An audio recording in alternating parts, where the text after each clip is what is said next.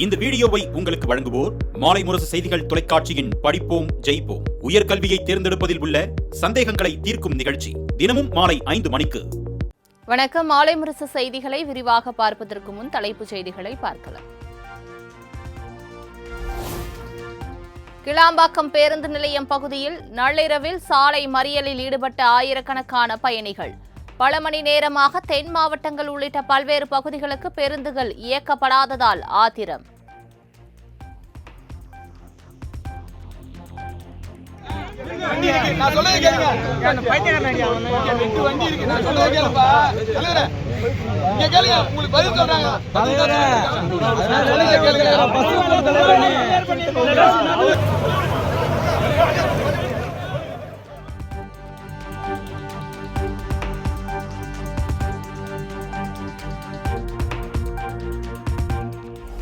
கிளாம்பாக்கம் பேருந்து நிலையம் தொடங்கிய நாளிலிருந்தே பேருந்து பிரச்சினை இருந்து வருவதாக பயணிகள் குற்றச்சாட்டு.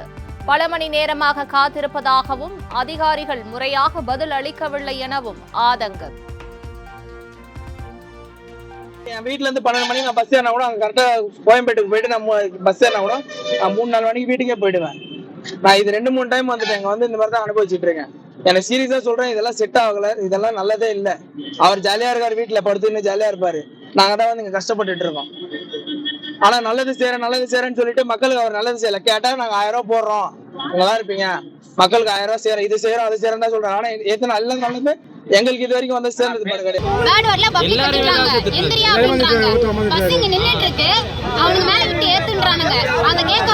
என்ன சொல்றாங்க, ஆளுங்களை பஸ் ஏத்தி கூட்டிட்டு போயான்றாங்க. அப்படி சொன்ன அப்படின்னு சொல்லிட்டு சொல்றாங்க. என்ன வார்த்தை இதெல்லாம்? பொதுமக்கள் எல்லாருமே சேர்ந்ததுதான் அரசாங்கம். நாங்க எல்லாம் கொடுத்ததுதான் உங்களுக்கு வேலை. நாங்க கட்டுற ஜிஎஸ்டில தான் உங்களுக்கு சம்பளம் வருது.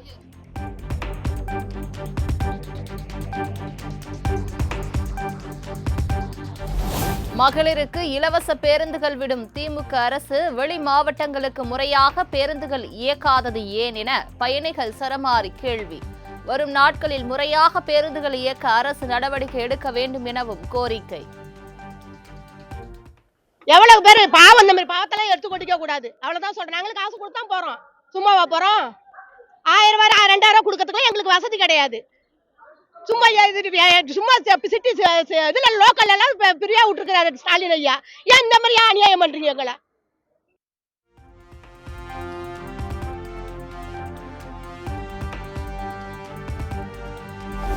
பெங்களூரு சின்னசாமி மைதானத்தில் ஆர்சிபி அணியை வரவேற்க திரண்ட ஆயிரக்கணக்கான ரசிகர்களால் பயங்கர கூட்ட நெரிசல்.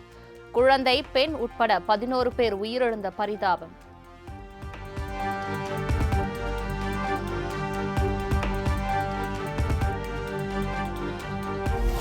ஆர்சிபி வெற்றி கொண்டாட்டத்தில் முறையாக திட்டமிடுதல் இல்லாததே உயிர் பலிக்கு காரணம்.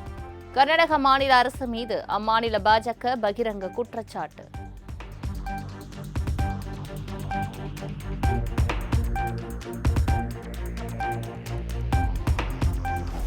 எதிர்பார்க்காத அளவுக்கு ரசிகர்கள் கூடியதே பாதிப்புக்கு காரணம் என கர்நாடக துணை முதலமைச்சர் DK சிவகுமார் விளக்கம். மக்களிடம் மன்னிப்பு கோருவதாகவும் ஓபன் டாக்.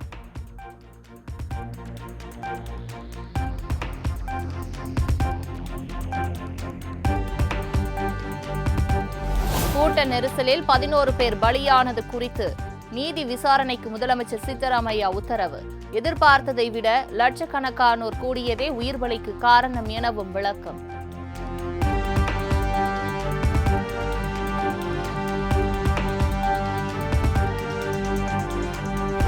பெங்களூரு கூட்ட நெரிசலில் சிக்கி உயிரிழந்தவர்களுக்கு தலா 10 லட்சம் ரூபாய் இழப்பீடு வழங்கப்படும். ஆர்சிபி கொண்டாட்டத்தின் போது உயிரிழந்தவர்களின் குடும்பங்களுக்கு நிவாரண நிதியை அறிவித்தார் முதலமைச்சர் சித்தராமையா.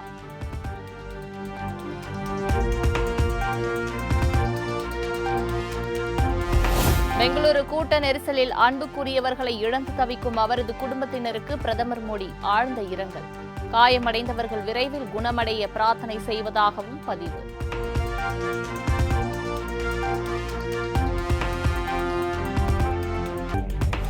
இந்த துயரமான நேரத்தில் பெங்களூரு மக்களுடன் துணை நிற்கிறேன்.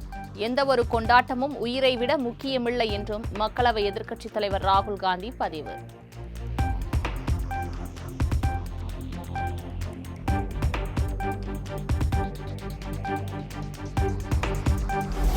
கூட்ட நெரிசலில் 11 பேர் பலியான சம்பவம் கிரிக்கெட் மீது ரசிகர்கள் பித்து பிடித்தது போல் பற்ற வைத்திருப்பதன் விளைவு. விழா ஏற்பாட்டாளர்கள் இன்னும் சிறப்பான ஏற்பாடுகளை செய்திருக்கலாம் என பிசிசிஐ கருத்து.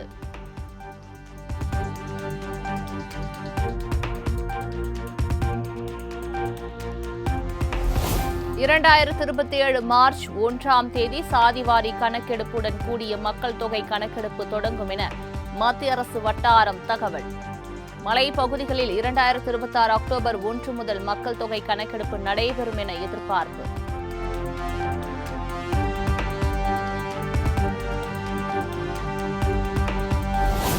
மக்கள் தொகை கணக்கெடுப்பை 2027 ஆண்டுக்கு தள்ளி போட்டு மத்திய பாஜக அரசு சதி செய்வதாக முதலமைச்சர் மு.க.ஸ்டாலின் குற்றச்சாட்டு. தொகுதி மறுவரையறை குறித்து மத்திய அரசு தெளிவான விளக்கத்தை அளிக்க வேண்டும் எனவும் வலியுறுத்தல்.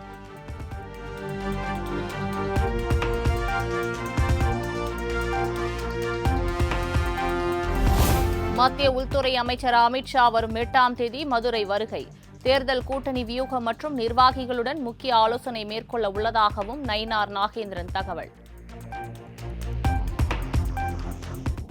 வரும் 8 உள்துறை அமைச்சர் அமித் ஷா அவர்கள் மதுரைக்கு வருகிறார்கள். எல்லா நிர்வாகிகளும் நீண்ட ஆயுளும் ஆரோக்கியம் உயர்ந்த பதவிகளும் வர வேண்டும் என்று பல்வேறு நிகழ்ச்சிகள் அப்படின்ற மாதிரி அவர் குடும்பத்தோட சிங்கப்பூர் போயிட்டு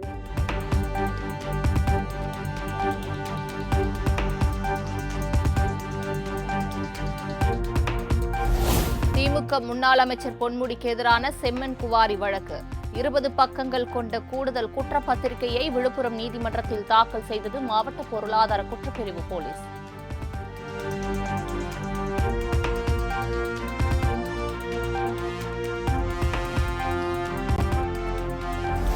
நாம் தமிழர் கட்சி தலைமை ஒருங்கிணைப்பாளர் சீமானுக்கு எதிராக டிஐஜி வருண்குமார் தொடர்ந்த அவதூறு வழக்கு. வழக்கு விசாரணைக்கு உகந்தது என திருச்சி குற்றவியல் நீதிமன்ற நீதிபதி விஜயா அறிவிப்பு.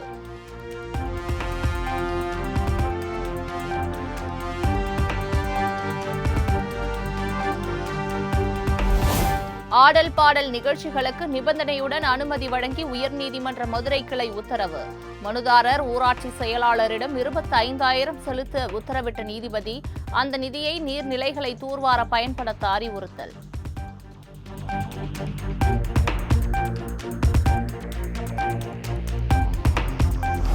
அனைத்து குடும்ப ஓய்வூதியதாரர்களுக்கு வழங்கப்படும் பொங்கல் பரிசு தொகை 500 ரூபாயிலிருந்து 1000 ரூபாயாக அதிகரிப்பு.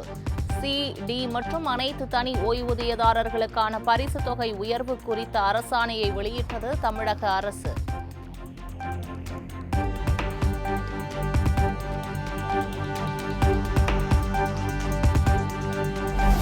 இளங்கலை மருத்துவம், பல் மருத்துவ படிப்புகளுக்கு நாளை முதல் விண்ணப்பிக்கலாம்.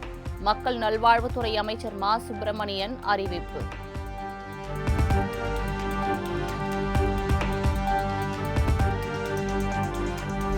பொறியியல் படிப்பில் சேர்வதற்கான விண்ணப்பங்களுக்கு கால நீட்டிப்பு இல்லை. நாளைக்குள் மாணவர்கள் தங்கள் விண்ணப்பங்களை பதிவு செய்து கொள்ள உயர்கல்வித்துறை அமைச்சர் கோவி செழியன் வேண்டுகோள்.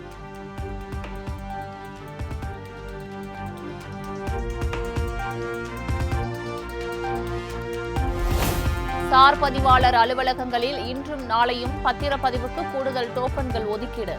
சுபமுகூர்த்த நாளை முன்னிட்டு தமிழக பத்திரப்பதிவுத்துறை நடவடிக்கை.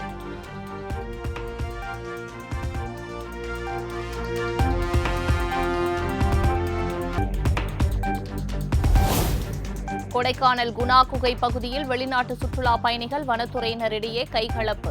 கட்டணம் வசூல் தொடர்பாக ஏற்பட்ட தகராறில் ஒருவருக்கொருவர் தாக்கிக் கொள்ளும் வீடியோ காட்சி.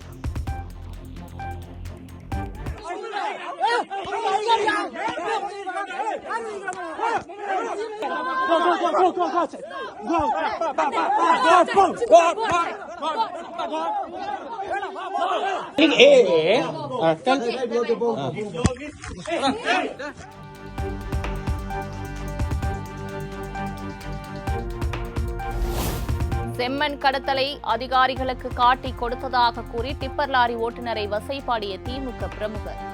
கொச்சை வார்த்தைகளால் திட்டி தீர்க்கும் ஆடியோ வெளியாகி பரபரப்பு. பேசுறேன். என்னமா வந்து தூக்கிட்டு போறீங்க, சேட்டை வந்து தூக்கிட்டு போக முடிஞ்சா சரிப்பா தூக்கிறோம்.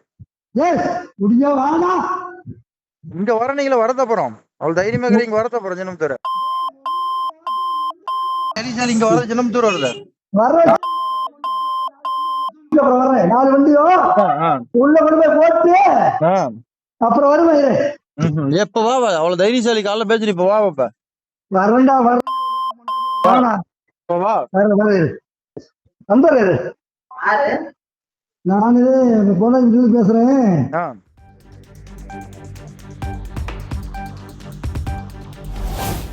கன்னியாகுமரியில் கணவருக்கு டாடா காட்டிவிட்டு மற்றொருவரை திருமணம் செய்து கொண்ட நர்ஸ். தாலி கட்டும் வீடியோவை இன்ஸ்டாகிராமில் பார்த்து கதறிய கணவர்.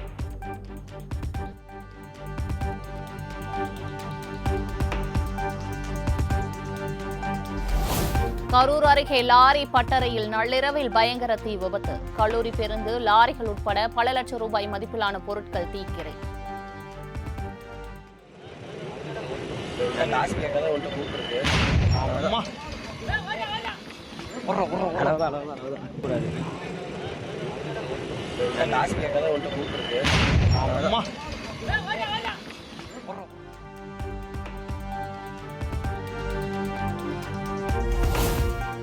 சுட்டெரிக்கும் கோடை வெயிலுக்கு மத்தியில் குற்றாலம் அருவிகளில் ஆர்ப்பரித்து கொட்டும் தண்ணீர். ஏராளமான சுற்றுலா பயணிகள் குடும்பத்துடன் உற்சாக குளியல்.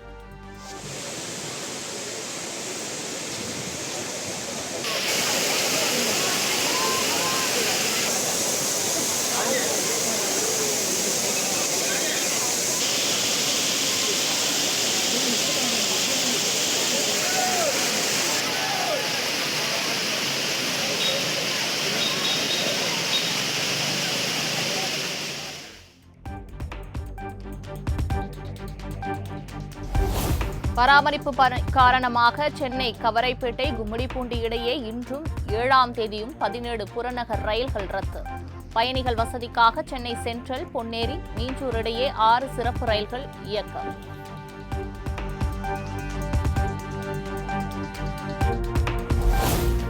ராணிப்பேட்டை அருகே பொன்னியம்மன் ஆலய திருக்கல்யாண விழா கோலாகலம். திரளான பக்தர்கள் உடல் சதையை அறுத்து காணிக்கை செலுத்தி வினோத வழிபாடு.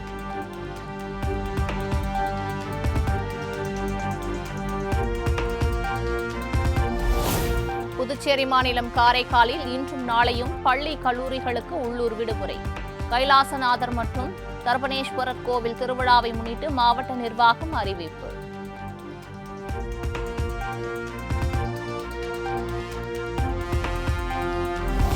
பிரதிஷ்டாதனத்தை முன்னிட்டு சபரிமலை ஐயப்பன் கோவில் நடை திறப்பு. சிறப்பு பூஜைகளுக்கு பின் இன்றிரவு 10:30 மணிக்கு ஹரிவராசனம் பாடி நடை அடைப்பு.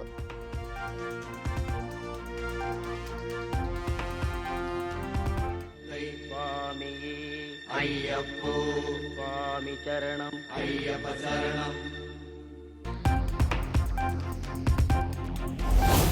நாடாளுமன்ற மழைக்கால கூட்டத்தொடர் ஜூலை 21ஆம் தேதி தொடங்குவதாக மத்திய அமைச்சர் கிரண் ரிஜிஜு அறிவிப்பு. முக்கிய மசோதாக்கள் நிறைவேற்றப்பட வாய்ப்பு.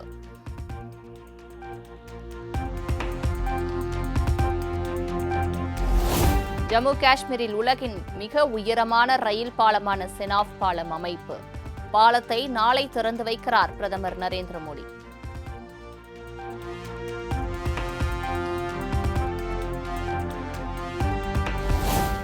ஆந்திர மாநிலம் நகரியில் மாநில அரசுக்கு எதிராக ஒய்எஸ்ஆர் காங்கிரஸ் கட்சியினர் கண்டன போராட்டம்.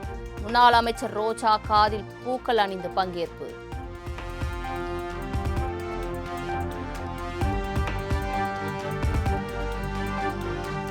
ஜார்க்கண்ட் மாநிலம் ராஞ்சியில் பெய்த கனமழையால் கார் மீது வேரோடு சாய்ந்து விழுந்த ராட்சத மரம்.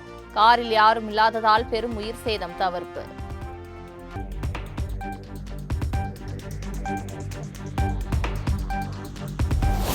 பிரெஞ்சு ஓபன் டென்னிஸ் தொடரில் இத்தாலி வீரர் ஜானிக் சின்னர் அரையிறுதிக்கு முன்னேற்றம்.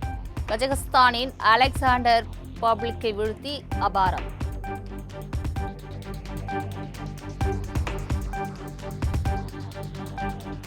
Indonesia open super series badminton போட்டியின் முதல் சுற்றில் இந்திய வீரர் கிரண் ஜார்ஜ் அதிர்ச்சி தோல்வி.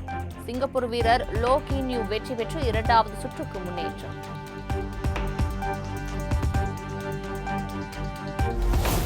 8 அணிகள் பங்கேற்கும் 9வது TNPL கிரிக்கெட் தொடர் இன்று தொடக்கம். கோவையில் நடைபெறும் தொடக்க ஆட்டத்தில் திண்டுக்கல் டிராகன்ஸ், கோவை கிங்ஸ் அணிகள் மோதல்.